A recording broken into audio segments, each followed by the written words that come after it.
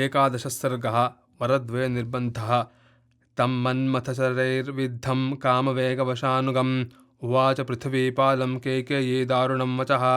नास्मि विप्रकृता देवकेनाचिन्नावमानिता अभिप्रयास्त्वमेकाश्चित्मिच्छामि त्वया कृतं प्रतिज्ञां प्रतिजानीष्व यदि त्वं कर्तुमिच्छसि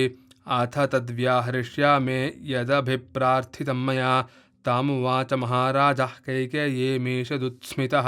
कामी हस्तेन संगृह्य मूर्धजेषु शुचिस्मिताम्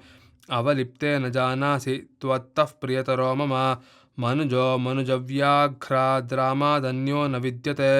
तेनाजय्येन मुख्येन राघवेण महात्मना शपेते जीवनार्हेण ब्रूहि यन्मनसेच्छसि यं मुहूर्तमपश्यंस्तु न जीवेयमहं ध्रुवं तेन रामेण कैकेयी शपेते वचनक्रियाम् आत्मना वात्मजैश्चान्यैर्वृणेयं मनुजर्षभं तेन रामेण कैकेयी शपेते वचनक्रियाम् भद्रेर्हृदयमप्येतदनुमृष्योद्धरस्व मे एतत्समीक्ष कैकेयी ब्रूहयत्साधु मन्यसे बलमात्मनि पश्यन्ति न मां शङ्कितुमर्हसि करिष्यामि तव प्रीतिं सुकृतेनापि ते शपे सा तदर्थमना देवी तम् अभिप्रायमागतं निर्माद्यस्थात् प्रहर्षाच्च बभाषे दुर्वचं वचः तेन वाक्येन संहृष्टा तम् अभिप्रायमात्मनः व्याजहार महाघोरम् अभ्यागतमिवान्तकं यथा क्रमेण शपसि वरं मम ददासि च तच्छृण्वन्तु त्रयस्त्रिंशद्देवाः साग्निपुरोगमाः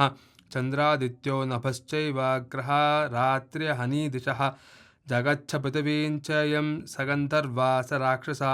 निशाचराणि भूतानि ग्रहेषु ग्रहदेवताः यानि चान्यानि भूतानि जनेयुर्भाषितं वचः सत्यसन्धो महातेजा धर्मज्ञस्सु समाहितः वरं मम ददात्येष तन्मे शृण्वन्तु देवताः इति देवी महेश्वासं परिगृह्याभीषस्य च ततः परमुवाचेदं वरदं काममोहितं स्मर राजन् पुरावृत्तं तस्मिन् देवासुरेरणे तत्र त्वच्यावयच्छत्रुस्तव जीवितमन्तरा तत्र चापि मया देव यत्त्वं समभिरक्षितः जाग्रत्या यतमानायास्ततो मे प्रातदौ वरौ तौ तु दत्तौ वरौ देवनिक्षेपौ मृगयाम्यहं तवैव पृथिवीपालसकाशे सत्यसङ्गरा तत्प्रतिश्रुत्य धर्मेण न चेद्दास्यामि ते वरम् अद्यैव हि प्रहास्यामि जीवितं त्वद्विमानिता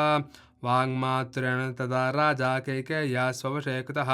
प्रचस्कन्दविनाशाय पाशं मृग इवात्मनः ततः परमुवाचेदं वरदं काममोहितं